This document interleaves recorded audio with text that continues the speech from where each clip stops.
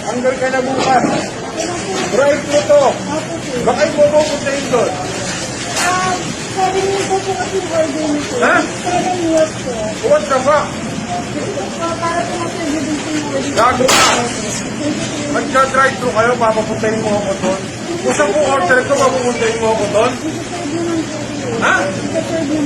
Alam mo yung kano gasolina? Kasin ba kayo? Gago ka.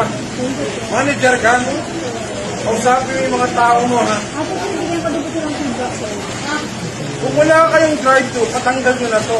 Bakit? Ano mo magagawin ko? Doon magka-traffic na may sasabihin nyo sa isang isunod ko, punta ko din doon.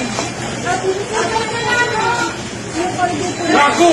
Hindi yun ang usapan dito.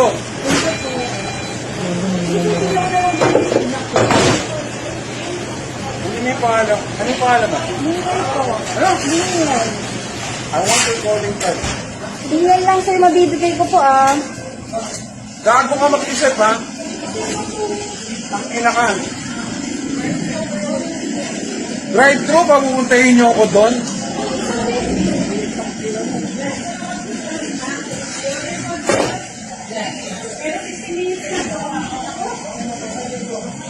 Ito po sir.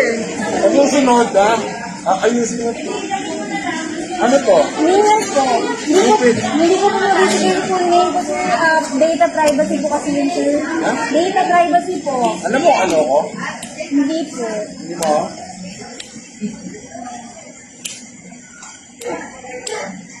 Hindi mo ako kilala. Hindi po sir. Tama. Kasi customer ako, di ba?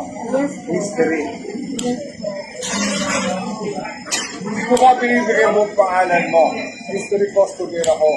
That's how stupid you run this business. Pasensya na po sir. Bakit mo pinapupunta yung customer mo doon? Daniel! Yun po Bakit? sir. Kasi po 7 years po. Who ordered you that?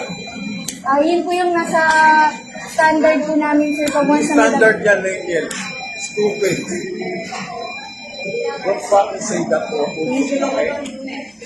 Huwag mong papupuntahin doon kasi hindi yung property yung kali. No! Stupid. Ano may gagawin? Iikot? Pinapahirapan yung customer. Stupid. Mag-anak ka ng trabaho mo Tapos bukas. sir, naghanap na po talaga. Hindi po. No, don't thank me. You think you're fucking asshole.